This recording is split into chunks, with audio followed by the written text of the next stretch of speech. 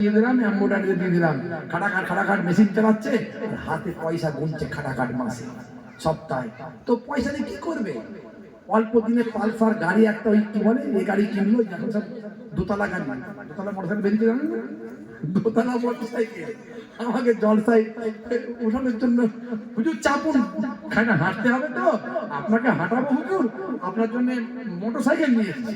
সর্বনাশ, চলো দেখি। মোটরসাইকেলে উঠতে গিয়ে দেখি দোতলা মোটরসাইকেল, নিচে ড্রাইভারের সিট এখানে, প্যাসেঞ্জারের সিট এইখানে। কি কোম্পানি ভাই, কি বলেছিল আমার মনে নেই, এখন নামটার মনে নেই। আমি মনে একটু ড্রাইভারের ঘাড়ে বসবো নাকি, তোমার ঘাড়ে বসবো আমি? কারা চাপে বলে, হুজুর চাপার লোক আলাদা আছে। ভাই হেঁটে যাবো, ওই গাড়িতে আমার চাপার ক্ষমতা নেই, তুমি চলে যাও, আমি হেঁটে যাচ্ছি।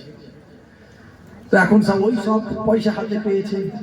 আজকে একটা মোটরসাইকেল করে দুটো বাচ্চাকে নিয়ে বাইক চালাচ্ছে, একটা 18-20 বছর বয়স হবে, ইরাম ইরাম আমার গাড়িটাকে ওভারটেক করলো, ইরাম ইরাম, খালি রাস্তায় ইমাম একবার দুটো বাচ্চা পেছনে বসে আছে, তারাও বেশ হাসছে, তারাও হাসছে, মজা পাচ্ছে।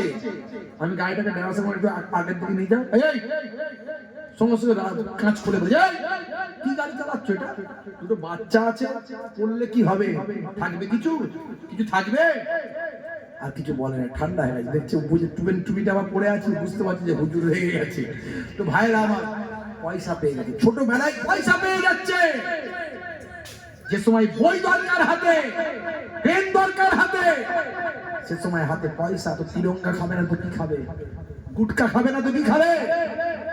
আপনার ছেলেগুলোকে মানুষ করুন, তবে সমাজটা উন্নতি হবে, ভবিষ্যৎটা উজ্জ্বল হবে, তবে সঠিক পথে ওইতে চলতে পারবে, সমাজ সুন্দর হবে। হে তরুণ যুবকেরা, হে আমার বন্ধুরা, শুনে রেখে দিন বাবা, একটা মজার ঘটনা বলি, বাস্তব উদাহরণ বলি, ইতিহাস থেকে আপনাদের মাঝখানে বলে দিয়ে যায়। আব্বাসীয় খলিফা, খুব নামকরা খলিফা, নাম হলো বাদশাহ হারুন আর রশিদ। হে তরুণ যুবকেরা, বাদশাহ হারুন আর রশিদ তিনি প্রথম অবস্থায় মাঝে মাঝে মদ্যপান করতেন। বিদেশি দূতদেরকে নিয়ে, সঙ্গী সাথীদেরকে নিয়ে, নিজের সভাসদদের মধ্যে বিশেষ ব্যক্তিত্বদের নিয়ে মাঝে মাঝে তিনি গোল্টে বিল করে একটু মাঝে মাঝে মদ্যপান করতেন। তখন তিনি অতটা ধার্মিক ছিলেন না, পরবর্তীকালে অনেক বড় ধার্মিক আল্লাহওয়ালা হয়ে গিয়েছিলেন। তরুণ যুবকেরা, তার স্ত্রীর নাম হলো বেগম জুবাইদা, নাম শুনেছেন? মস্ত বড় আল্লাহর নেক বান্দি ছিলেন বেগম জুবাইদা। ভাই আমার পানির জন্য নাহার তৈরি করে দিয়েছিলেন। সৌদি জমিনে গেলে আপনি পাবেন, হজে গেলে দেখতে পাবেন জুবাইদা নাহার আজও সেখানে বিদ্যমান আছে, দেখা যাবে। আজকে শুকিয়ে গেছেন, আমাদেরকে দেখিয়েছে, এটাই হলো বেগম জুবাইদা নাহার। তিনি হজে এসেছিলেন, এখানে পানির ব্যবস্থার জন্য নাহার তৈরি করেছিলেন বেগম জুবাইদা নাহার। আজও সেই নাহারটা হলো এটা, কিন্তু শুকিয়ে গেছে এখন। হে তরুণ যুবকেরা, হে আমার বন্ধুরা, হে আমার মুরব্বিয়ানেরা, পরবর্তীকালে বাদশাহ হারুন আর রশিদ মস্ত একজন আল্লাহর ওলি হয়ে গিয়েছিলেন, আলেম হয়ে গিয়েছিলেন। কিন্তু প্রথম অবস্থায় তিনি মাঝে মাঝে কি করতেন? মাঝে মাঝে তিনি প্রথম অবস্থায় মদ্যপান করতেন। মনে রাখবেন, আগের যুগের যদি আপনি ইতিহাসগুলো পড়েন, প্রত্যেকটা রাজা বাদশাহ সাকসেসের পেছন দিকে একজন আল্লাহর ওলির সাপোর্ট ছিল। একজন আল্লাহর ওলি পেছনে লেগে থাকতো, যাতে রাজা বাদশাকে হেদায়েত করা যায়। পেছনে একজন করে আল্লাহ ওলি ঠিক লেগে থাকতে। হ্যাঁ, এখনো যারা ভালো নেতা আছে তাদের পেছনে দেখবেন একজন নিশ্চয় আলেমের ঠেল আছে। খেয়াল করবেন, পেছনে ব্যাকগ্রাউন্ডে একটা আলেমের ঠেল আছে, তাই সে ওই রকম ভালো নেতা হয়ে জীবন যাপন করছে। হে তরুণ যুবকেরা, হে আমার বন্ধুরা, শুনে রেখে দিন বাবা, জেনে রেখে দেন, হে মুসলমান একটু লক্ষ্য করুন, এমন সময় দেখতে পাওয়া যায় সেই জামানায় একজন আল্লাহর মাহবুব বান্দা ছিলেন, আল্লাহ দরবেশ বান্দা ছিলেন, ওলি বান্দা ছিলেন, একজন অন্য পর্যায়ের একজন আল্লাহর ওলি। ওলি আল্লাহদের অনেক ক্যাটাগরি হয়, এই তার মধ্যে একজন অন্য পর্যায়ের আল্লাহর ওলি। ভাইরা আমার, তার নাম হলো দরবেশ বাহালুল দানাব। তার নাম হলো বাহালুল দানাব, যিনি একজন দরবেশ ছিলেন, মস্ত বড় আল্লাহর মাহবুব বান্দা ছিলেন, যিনি বাড়ি ঘরে থাকতেন না, গাছতলায় রাত কাটাতেন, কখনো গোরস্থানে রাত কাটাতেন, কখনো বা নদীর পাড়েতে রাত কাটাতেন, কখনো জঙ্গলে রাত কাটাতেন, ইবাদত করে করে কাটিয়ে দিতেন, কখনো কিছু খেতেন, কখনো না খেয়ে থাকতেন, রোজা রাখতেন, এইভাবে জীবন যাপন করতেন। লোকে তাকে পাগল মনে করতো, যারা বোঝে না তারা জানে না, তারা তাকে পাগল মনে করতো। অনেকেই পাগল মনে করতো, এদিক ওদিক ঘুরে ঘুরে বেড়াতেন। হে তরুণ যুবকেরা, হে আমার বন্ধুরা, হে আমার মুরব্বিয়ানেরা, এই বাহালুল দরবেশ আল্লাহর ওলি মাঝে মাঝে আব্বাসীয় খলিফা হারুন আর রশিদের রাজ দরবারে ঢুকে পড়তেন। মাথায় পাগড়ি, হাতে লাঠি, জুব্বা পরিহিত অবস্থায় জালালি মেজাজে ভাই আমার ঢুকে পড়তেন রাজ দরবারে। রাজ দরবারে যখন আসতো, বাদশা তো দূরের ভাই আমার, কারিগর কর্মী নেতা ভাই আমার যারা আছেন, কি বলে দরওয়ান তো দূরের কথা, সৈন্য সামন্তরা তো দূরের কথা, যখন রাজ দরবারে ঢুকে পড়তেন তখন খলিফা নিজে পর্যন্ত ভয় পেয়ে যেতেন। আল্লাহর ওলির সামনে সবাই তারা ভীত হতেন, আল্লাহর ওলির বিরুদ্ধে তাদের কোনো ব্যবস্থা নেওয়ার ক্ষমতা থাকতো না। একজন খলিফা একদিন রাজ দরবারে আসর করে মদ পান করার ব্যবস্থা করেছে, মদ পান করছে। এমন সময় রাজ দরবারে ঢুকে বললেন ওই ভাই আমার দরবেশ বাহালুল দানাব সোজা এসে একেবারে রাজ দরবারে একেবারে খলিফার সামনে এসে, খলিফার সামনে চেয়ারে আসনে এসে বসে বললেন। বসে পড়ার পরে থরথর করে কাঁপতে লাগলেন খলিফা, চিন্তা করতে লাগলেন, এবার এই আমার অতিথিদের মাঝখানে দরবেশ আমাকে আচ্ছা করে ধোলাই শুরু করবে। বাদশা নিজে কাঁপছে, এবার দরবেশ আমাকে ধোলাই করে, ধোলাই মানে তো মান নয়, এমন এমন কথা বলবে আমার ইজ্জত আর কিছু থাকবে না। হুজুর এমন এমন আমাকে বলবে, ইজ্জত আর কিছু থাকবে না। তাই খলিফা তিনি চালাক লোক। আচ্ছা, নেতারা চালাক লোক হয় না বোকা লোক হয়? ভয়ঙ্কর চালাক। আপনাকে বলবে তোর সঙ্গে আমি আছি, তুই যা করার কর, বাকিটা দেখে নেবে। ওকে বলবে এসছিল, বুঝলি এসছিল, হ্যাঁ আমি বলেছি, লাগিস নি বেশি ওর সঙ্গে, তুমি একে বলছি তুমি তোমার কাজ করে যাও, আমি তোমার দেখে নিচ্ছি। একেও বলবে দেখে নিচ্ছি, ওকেও বলবে দেখে নিচ্ছি। সবাই নয়, আছে কিছু এরকম লাগিয়ে রেখে দেবে সে দেখে। নেতারা খুব চালাক, আবার কিছু নেতা আছে ভালো, তারা সমাজের ভালো চায়, উপকার চায়, এটা কম সংখ্যায়। ভাইরা আমার, তো আব্বাসীয় খলিফার নেতা মানে তো চালাক লোক, দেখছে আচ্ছা করে আমাকে ধোলাই দেবে, তা আগে থেকে আমাকে ক্লিয়ার করে দিতে হবে। কি ক্লিয়ার করছে? ক্লিয়ার করে দিচ্ছে। কি ক্লিয়ার করছে?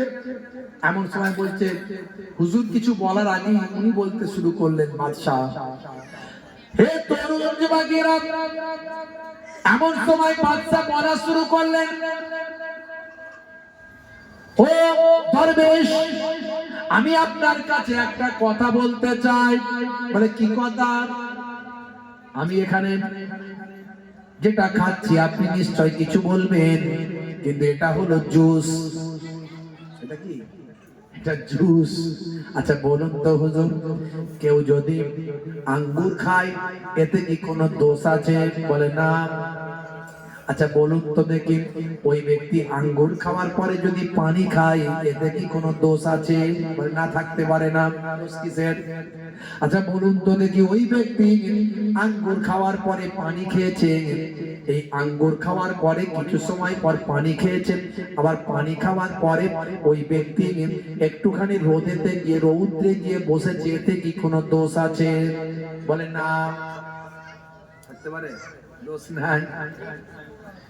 আগে আসবো, একটু আগে আগে আসেন, একটু আগে আগে আসেন বাবা আমার, একটু আগে আগে আসেন, এই সামনের দিকটা একটু আগে আগে, বসে বসে চলে আসেন, বসে বসে, হ্যাঁ বসে বসে একটু আগে আগে চলে আসেন। একটু কালেমা জিকির লা ইলাহা ইল্লাল্লাহ।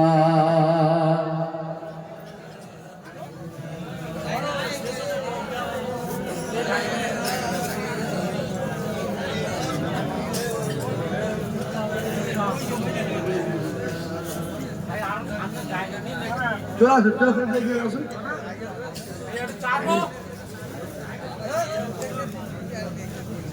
বলবে হে তরুণ যুবকেরা, হে আমার বন্ধুরা, শুনে রেখে দিন বাবা, জেনে রেখে দেন। তাহলে কি বললাম? খালিফা তখন ভাই আমার দরবেশ বাহালুল তানাকে বলছে, আচ্ছা বলুন তো দেখি, কেউ যদি আঙ্গুর খায় এতে কি কোনো দোষ আছে? বলে না। বলে ওই ব্যক্তি কিছু সময় পর যদি আবার পানি খায় কোনো দোষ হবে? বলে না। আবার ওই ব্যক্তি কিছু সময় পরে আঙ্গুর পানি খাওয়ার কিছু সময় পরে যদি রৌদ্রে গিয়ে বসে তাতে কি কোনো আপত্তি আছে, অসুবিধা আছে? বলে না।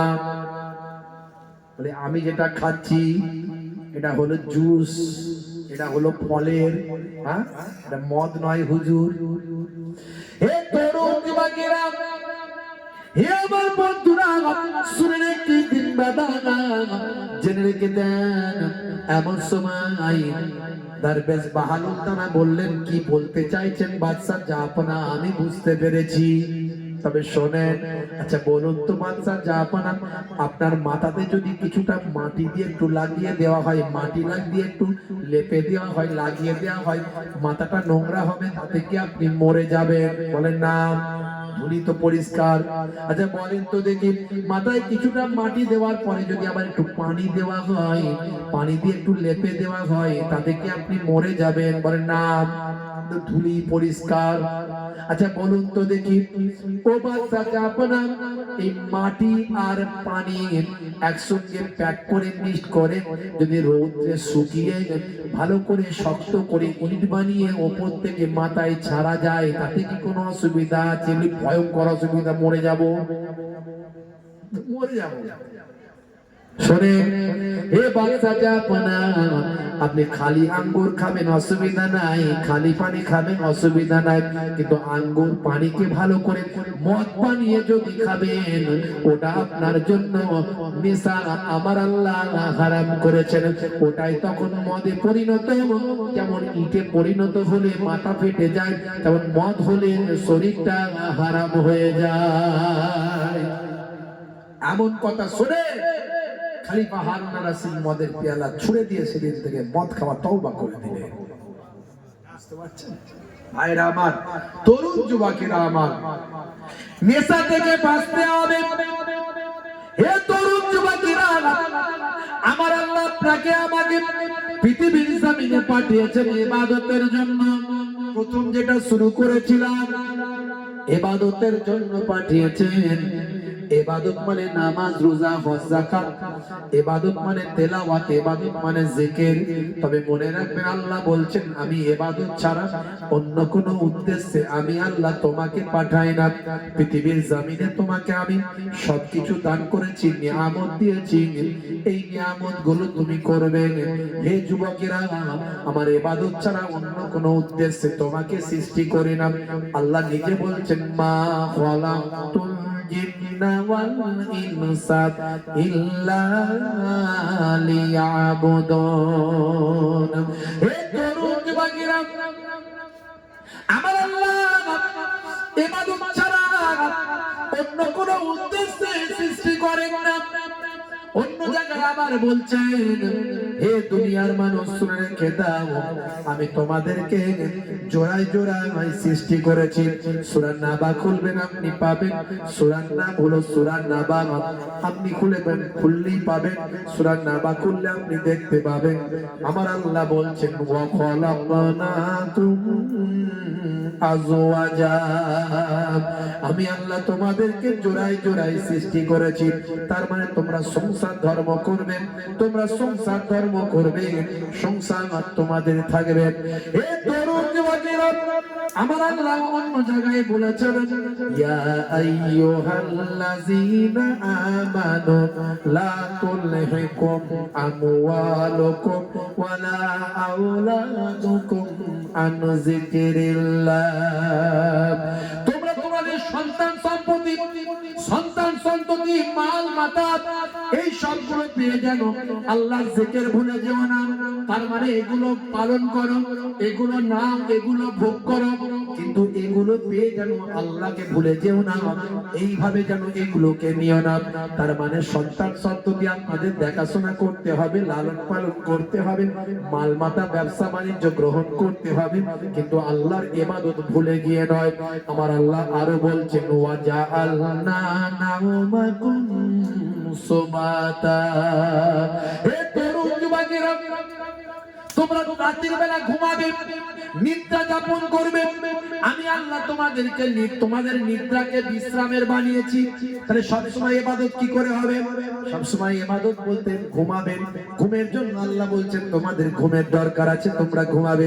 তাহলে সবসময় ইবাদতও বলছেন, আবার ঘুমের কথাও বলছেন। হে তরুণ যুবকেরা, আমার আল্লাহ অন্য জায়গায় বলছেন ওয়াজআলনাল লাইলা লিবাসা। আমি আল্লাহ তোমাদের জন্য রাতকে পোশাক বানিয়ে দিয়েছি। পোশাক মানে হলো রাতের পোশাক, শরীরকে ঢেকে রাখে। আর যখন রাতের বেলা তুমি ঘুমাবে, শরীর তোমাকে, রাত তোমাকে ঢেকে রাখবে, অর্থাৎ অন্ধকারের ভিতরে তুমি থাকবে। এখানে একটা বিজ্ঞান বলে দিই, সায়েন্স বলে দিই, ছোট্ট করে শুনে রাখুন, একটু মন দিবেন। আমার দিকে মন দিন, অন্যদিকে দেখার দরকার নাই, কারণ কথা খুব কম, সময় নাই, এখনই শেষ করব। বন্ধুরা আমার, এখানে একটা সায়েন্স বলে দিই, বিজ্ঞান বলে দিই, শুনে রাখুন। এই তরুণ যুবকেরা কেন কোরআন মাজিদ পৃথিবীর জমিনে এত ব্যাপকতা তৈরি করছেন, কেন কোরআন মাজিদ এত ছড়িয়ে পড়ছেন? কোরআন মাজিদ হলো আমার আল্লাহ সবচেয়ে, আমার নবীর সবচেয়ে বড় মুজিজা।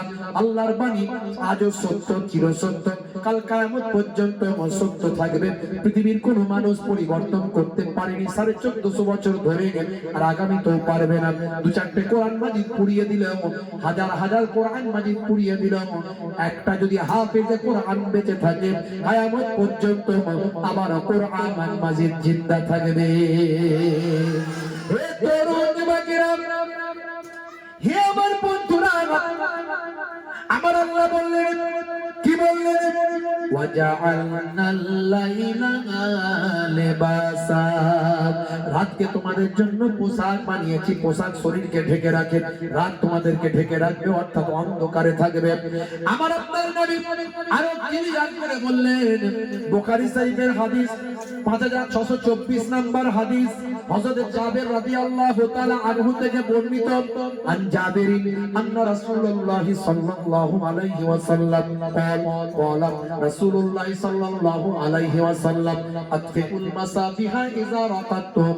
যখন তোমরা, আল্লাহর নবী বলেন, যখন তোমরা ঘুমাতে যাবে আলোটা, লাইটটা নিভিয়ে দেবে, অর্থাৎ অন্ধকারের মধ্যে তোমরা থাকবে। হে তরুণ যুবকেরা, এখন সায়েন্সের সময়, বিজ্ঞানের যুগ, গুগল আছে, ইন্টারনেট আছে, সার্চ করে দেখুন। সায়েন্স বলছে মাথা থেকে কম বেশি 5 ধরনের হরমোন বের হয়, নিঃসৃত হয়।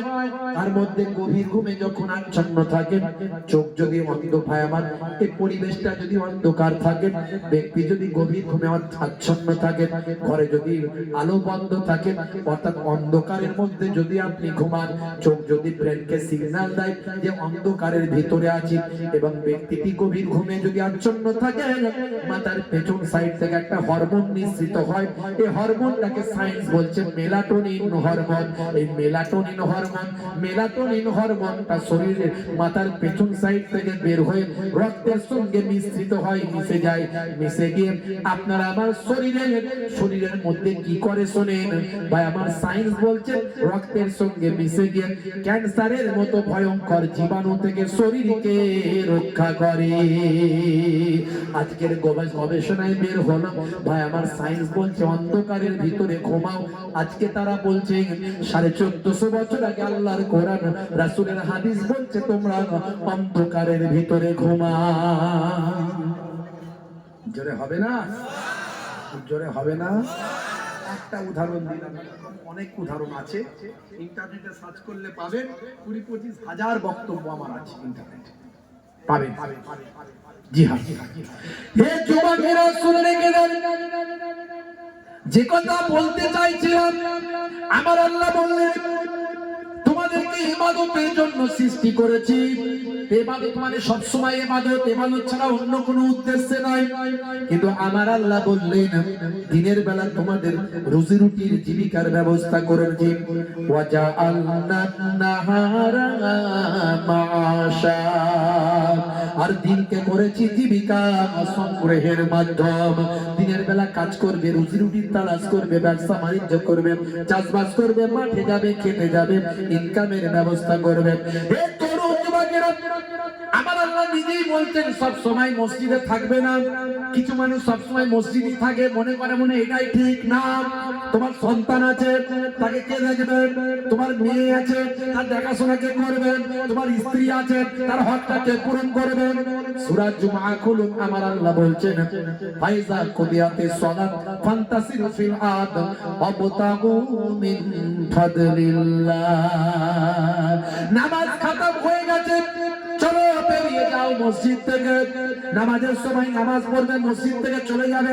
ওয়াবতাগু মিন ফাদলিল্লাহ, তুমি জমিন পাও, জমিনে ছড়িয়ে পড়ো এবং রুজি তালাশ করো। আমি আল্লাহ আমার নিয়ামত করো, নিয়ামতের তালাশ করো, ব্যবসা বাণিজ্যের ব্যবস্থা করো। মাঠে যাও, ঘাটে যাও, চাষে যাও, ব্যবসায় যাও, কারবারে যাও, ব্যবসায় যাও, দোকানে যাও, রুজি রুটির তালাশ করো। রুজি রুটির তালাশ করে তুমি তোমার সন্তান, পরিবার, পরিজনদের মুখে আহার তুলে দাও। জোরে হবে না? আল্লাহ বলছেন যে আমি ইবাদত ছাড়া অন্য কোনো উদ্দেশ্য নাই। আরো এরকম অনেক অনেক আয়াত বলা যাবে, এর থেকে অনেক বলা যাবে। তো যাই হোক, আল্লাহ বলছেন যে আমি রুজি রুটির জন্য আমি তোমাদের ইবাদতের জন্যই সৃষ্টি করেছি, ইবাদত ছাড়া অন্য কোনো উদ্দেশ্য নয়। তাহলে এত কিছু আবার আল্লাহ বলছেন দিনের বেলা কাজ করার জন্য, রাতের বেলা ঘুমানোর জন্য, নিদকে বিশ্রামের জন্য, সন্তানদেরকে মানুষ করার জন্য। যে আল্লাহ বলছেন ইবাদত ছাড়া অন্য কোনো উদ্দেশ্য আমার নাই, তোমাদের সৃষ্টি করেছি, আবার সে আল্লাহ এগুলো করতে বলছেন। ব্যাখ্যাটা কেমন হবে?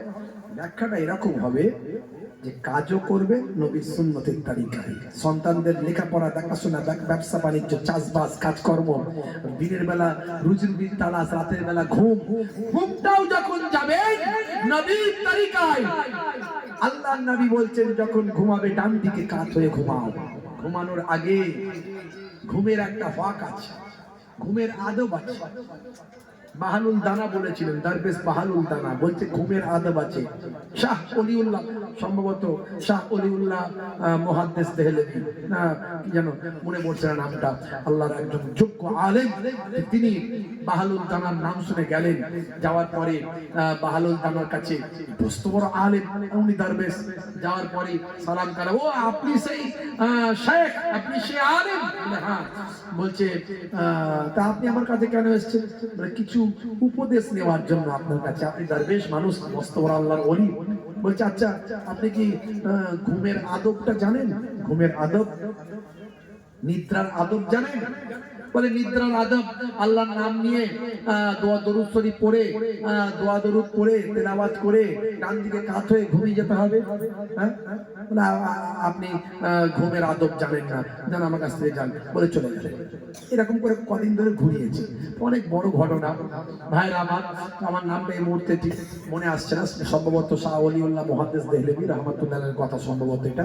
তো যাই হোক, তো এখন আল্লাহর মাহবুব বান্দা পরবর্তীকালে বলেছিলেন, দেখুন পরবর্তীকালে ঘুমের আদব, আপনি যখন ঘুমাতে যাবেন তখন মনে করবেন যে আমি আজকে লাস্ট ঘুমাচ্ছি, সকালে ঘুম থেকে উঠতে পারবো কিনা তার কোনো গ্যারান্টি নাই, এই ঘুমের মধ্যে আমার মৃত্যু হতে পারে। তাই সবাইকে ক্ষমা করে দেবেন, সবাইকে ক্ষমা করে দেবেন এবং আল্লাহর প্রতি সুপ্রত করবেন নিজেকে। এবং আপনি ভাববেন যে আল্লাহ যদি আমাকে হায়াতে তোলে তবে আমি উঠব। এই ঘুমের মধ্যে নিজেকে আত্মসমর্পণ করলেন আল্লাহর কাছে, আল্লাহর কাছে আত্মসমর্পণ করে, ক্ষমা করে, আল্লাহর কাছে মাফি চেয়ে এবং আল্লাহর কাছে তওবা করে আপনি পাক পবিত্র অবস্থায় এইভাবে ঘুমাবেন। এটা হলো ঘুমের আদব। জোরে বলুন সুবহানাল্লাহ। তো ডান দিকে কাত হয়ে ঘুমানো আল্লাহর নবীর নির্দেশ। আর আজকে সায়েন্স বলছে বাম দিকে হার্ট থাকে, এর আগে আমি বলেছি এর মধ্যেও সায়েন্স আছে, ডান দিকে কাত হয়ে ঘুমানো। নবী যা বলেছেন সবের মধ্যে বিজ্ঞান বাস্তবতা পাওয়া যায়, যেটা বলে সুবহানাল্লাহ। কত কথা বলবো, কত কথা বলবো, আখিরি জামানা, ঈমান বাঁচানো বড় দায়। তবে সবচেয়ে বড় ইবাদত হলো নামাজ। সবচেয়ে বড় ইবাদত কি? যেমন সবচেয়ে বড় ইবাদত কি? নামাজ। ওয়াক্ত হলো ওযু করো, মসজিদে চলো, খোদার হুকুম পালন করো, নামাজটা পড়ো। ওয়াক্ত হলো ওযু করো, মসজিদে চলো, দিন রাত 5 ওয়াক্ত নামাজ পড়লে পাবে ভাই জান্নাত। জোরে হবে না? ফজরের সময় হলে মসজিদে যাও তুমি চলে, থেকো না বিছানায় শুয়ে, খোদা দেন রহমত ঢেলে।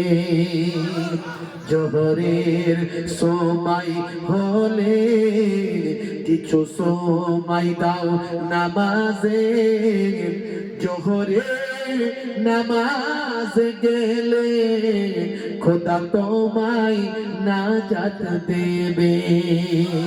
মাগরিবের ওয়াক্ত আসিলে মসজিদ যাও তুমি চলে, জান্নাত খোদা দেবে সেদিন কিয়ামত পরে। ওয়াক্ত হলো ওযু করো, মসজিদে চলো, দিন রাত 5 ওয়াক্ত নামাজ পড়লে পাবে ভাই জান্নাত। ভাইরা আমার, সবচেয়ে বড় ইবাদত হলো নামাজ। তারপর রোজা। এই সামনে রমজানের রোজা আসছে, রোজা ছাড়বেন না। একটা রোজা যদি কেউ ইচ্ছাকৃতভাবে ছেড়ে দেয় তার কাফারা হলো 7টা। 7টার মধ্যে আবার একটা ছাড়া গেলে তার কাফারা আবার 7টা। সারা জীবন রাখলেও একটা ফরজ রোজার মতো হক আদায় হবে না।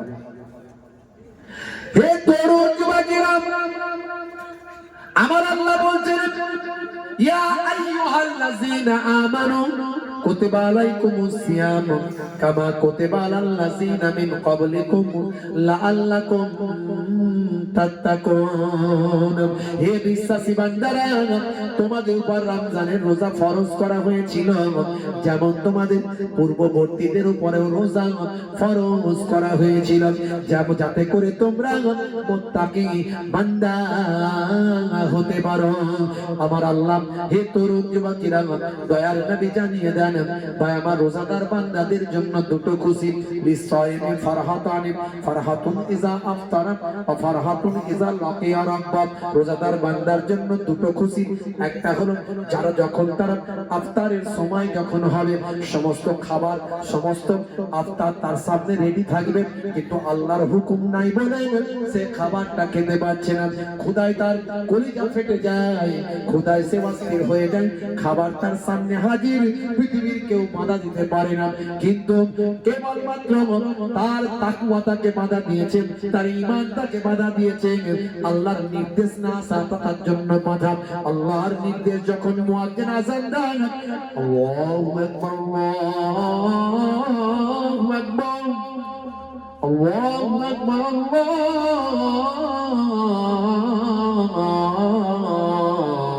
আল্লাহু আকবার, যখন আজানটা হয়ে গেল সঙ্গে সঙ্গে সে খাবারটা তুলে ফেলল।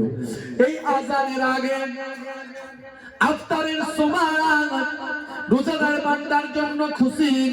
হে তরুণ যুবকেরা, আরেকটা আল্লাহর নবী বলেন রোজাদার বান্দার জন্য আমার আল্লাহ একটা জান্নাতের স্পেশাল দরজা রাখবেন। কেবলমাত্র সেই দরজা দিয়ে রোজাদার বান্দা বান্দি জান্নাতের ওই ভিতরে ঢুকতে পারবেন। রোজাদার বান্দা বান্দিদের জন্য আমার আল্লাহ স্পেশাল ইফতারের ব্যবস্থা করবেন, মেহমানদারির ব্যবস্থা করবেন। আর সেদিন রোজাদার বান্দা বান্দিকে আমার আল্লাহ দিদার দেবে। কিন্তু রোজার সময় তারাবি নিয়ে গন্ডগোল আছে না নাই? তারাবি নিয়ে গন্ডগোল আছে না নাই? এবার মক্কা শরীফ মদিনা শরীফে 10 রাকাত তারাবির নামাজ হবে। গন্ডগোল কি নিয়ে হয়? 8 না 20? মাঝখান থেকে মক্কা শরীফ মদিনা শরীফ বলেছে এবারে 10 রাকাত। 10 রাকাত তারাবির নামাজ, 3 রাকাত বেতরের নামাজ। 2020 সাল পর্যন্ত মক্কা শরীফ মদিনা শরীফে 20 রাকাত তারাবির নামাজ হয়েছে। 20 রাকাত তারাবির নামাজ, 3 রাকাত বেতর। এবছরে তারা ওই 20 সালের পর থেকে করোনার কারণে তারা তারাবির নামাজকে শর্ট করে 10 রাকাত করেছে। তারাবির নামাজ নিয়ে বিতর্ক কিছু মোল্লা মৌলবী করে। আমরা হানাফি মাযহাবের মানুষ 20 রাকাতটা নিয়েছি। আপনারা 8 রাকাত পড়তে ইচ্ছা করে পড়ুন, দ্বন্দ্ব কেন করেন? 20টা ভুল এটা বলেন কেন? 20 রাকাত যারা পড়ছে তার মধ্যে 8 রাকাত আছে না নাই? 8 পার করে তবে তো 20 না? না, 8 পার করে 20 না, 20 পার করে 8 কোনটা? 8 পার করে। তাহলে আমরা যারা 20 পড়ি আমাদের 8ও পড়া হচ্ছে, 20ও পড়া হচ্ছে, হবে না? আর তোমরা যারা 8 পড়ছো, আমি ভুল বলবো না, আমি ভুল বলছি না, 8টা ভুল। আল্লাহর নবীর 13 রাকাতের কথা আছে, 10 রাকাতের কথা আছে, 10 আর 3 আছে, হ্যাঁ, তারপরে 8 আর 3 আছে, অনেক আছে, আবার 20ও আছে, অনেক হাদিস। তুমি একটা হাদিসকে ধরে রাখলে হবে না, হ্যাঁ।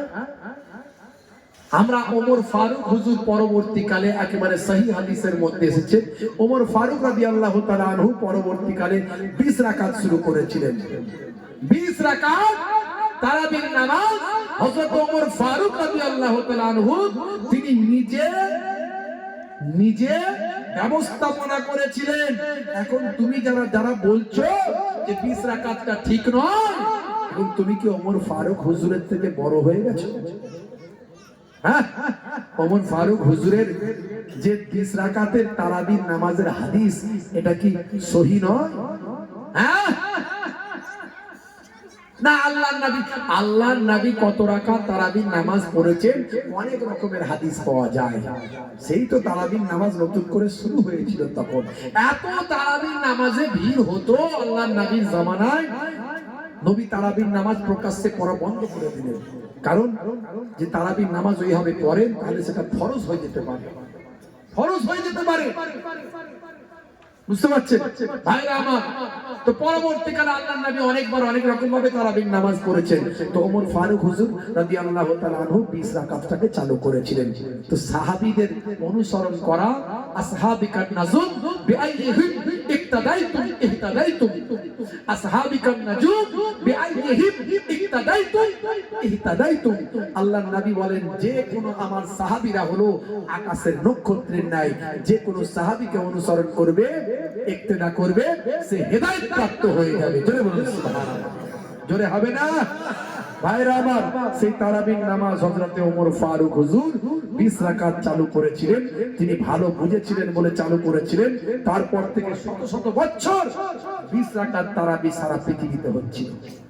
তারপর থেকে বিতর্ক এসেছে, কেউ 8 রাকাত পড়ে, কেউ 10 রাকাত। এবারে মক্কা শরীফ মদিনা শরীফে ভাই আমার গ্র্যান্ড মুফতি যিনি আব্দুর রহমান আস-সুদাইস, তিনি বলেছেন সময়টা কম করার জন্য, মানুষের তাকলিফটাকে কমিয়ে দেওয়ার জন্য, মানুষের পেরেশানি দূর করার জন্য, এবং বেশি পরিমাণে মানুষ যাতে তারাবির নামাজে অংশগ্রহণ করতে পারে, তাই এবারে 10 রাকাত করা হচ্ছে। 10 আর 3 13 রাকাত নামাজ তারা পড়বেন। 10 রাকাত তারাবি, বেতের 3 রাকাত, তারপর এশাবা যেটা আছে। বুঝতে পারছেন? এটা হতে পারে, এটা তো ফরজ নামাজ নয়, এটা ফরজ নামাজ নয়। এটা নিয়ে দ্বন্দ্ব করো কেন? যারা দ্বন্দ্ব করে তারা গোলমাল করে। আমরা হানাফি মাযহাবের মানুষ, আমরা ইমাম আযম আবু হানিফা হুজুর তিনি 20 রাকাত করেছেন, আমরা একটু বেশি পড়ি। বেশি পড়লে কম আছে নাকি? অসুবিধা আছে? বেশি পড়া ভালো না খারাপ? ভালো। নামাজই তো পড়ছি, বেশি নামাজই তো পড়ছি, অন্য কিছু নয়। আমরা মুজাদ্দুজ্জামান পীর আবু বকর সিদ্দিক দাদা হুজুর কেবলা রাহমাতুল্লাহ আলাইহি তিনি হানাফি মাযহাবের মানুষ, আবু হানিফা হুজুরের মাসলাটা নিয়েছেন, তিনি 20 রাকাত তারাবির নামাজটা পড়েছেন। জেনে বলুন সুবহানাল্লাহ। জোরে হবে না সুবহানাল্লাহ? ভাইরা আমার, তরুণ যুবকেরা আমার, মাশাআল্লাহ আমার পরবর্তী বক্তা অতিথি তিনি আসছেন, মাশাআল্লাহ আলোচনা করবেন। দেখো রোজার সময় এলে মৌলবি চিল্লাবে, ফিতরাতে টাকা নয় বলে, সোশ্যাল মিডিয়া জুড়ে হইচই ফেলে দেবে, বিভাজন যাবে ঘরে ঘরে। এ যেন ট্রেন্ড চলে সোশ্যাল মিডিয়া জুড়ে, সিজনের ফল মনে করে, কখনো সবে বারাত, কখনো সবে নারাজ, কখনো তারাবি ধরে টানে। কথা ঠিক না ভুল বলেন? সবে বেরাত, সবে বারাত, তারাবির নামাজ যা আসবে সব নিয়ে কিছু মানুষ বিতর্ক করে। তাই আমাদের এগুলো থেকে হেফাজত হতে হবে। আমরা বট গাছের তলায় আছি, একটা ছাতার তলায় আছি। আমাদের বট গাছ, আমাদের ছাতা হলেন মুজাদ্দুজ্জামান দাদা হুজুর পীর কেবলা রাহমাতুল্লাহ আলাইহি। সেই নির্দেশনাকে মেনে আমাদের চলতে হবে। জেগে ওঠো যুব সমাজ, দ্বন্দ্বের অবসানে ভেজাল মাওলানা ভাইরাল হবে বলে বিতর্ক এরা তুলে আনে। দেখো রোজার সময় এলে মৌলবি চিল্লাবে, ফিতরাতে টাকা নয় বলে। ফিতরা টাকা দিয়ে দেওয়া যাবে না বলে, কি বলে না? সব সোশ্যাল মিডিয়া জুড়ে হইচই ফেলে দেবেন, বিভাজন যাবে ঘরে ঘরে। আল্লাহ আমাদের ফিতনা থেকে হেফাজত করুন। বলুন আল্লাহুম্মা আমিন, বলুন আল্লাহুম্মা আমিন। ভাইরা আমার, মুজাদ্দুজ্জামানের সিলসিলা হক সিলসিলা, দাদা হুজুর কেবলার আকীদা হক আকীদা। দাদা হুজুর কেবলা ছোটখাটো আলেম ছিলেন না বাবা, 86টা হাদিসের আলেম তো ছিলেন। মদিনা শরীফ থেকে 40টা হাদিস তিনি সনদ প্রাপ্ত হয়ে, শেষ করে সনদ প্রাপ্ত হয়ে দার্স নিয়ে হিন্দের জমিনে এসেছিলেন। তাই বসিরহাট হুজুরের মতো এত বড় আলেম দাদা হুজুর কেবলার কাছে গিয়ে মুরিদ বায়াত হয়েছিলেন। বুঝতে পারছেন? দাদা হুজুর কেবলার পথকে ঠিকভাবে আঁকড়ে ধরুন। এখন অনেক রকমের মোল্লা মৌলবী, মুফতি সাহেব, মৌলানা সাহেব সব বেরিয়েছে, বুঝতে পারছেন? ওপরে বলছে দাদা হুজুর, ভিতরে দাদা হুজুরের গোড়া কাটার চেষ্টা করছে। এগুলো খুব সাবধানে চলতে হবে, আমাদের ঈমানকে মজবুত করতে হবে। আমরা দাদা হুজুর কেবলাকে চিনি বাবা, দাদা হুজুর কেবলার নাতি পোতা নয়। হ্যাঁ, আমি যদি ছোট হুজুরের নাতি, পূর্ণনগর হুজুরের পোতা, দাদা হুজুর কেবলার মাসলাকের বাইরে চলি, ছুঁড়ে ফেলে দেয়। কিন্তু দাদা হুজুর কেবলার সিলসিলাতে আঁকড়ে ধরুন। যাকে ভালো লাগবে তার কাছে যাবেন।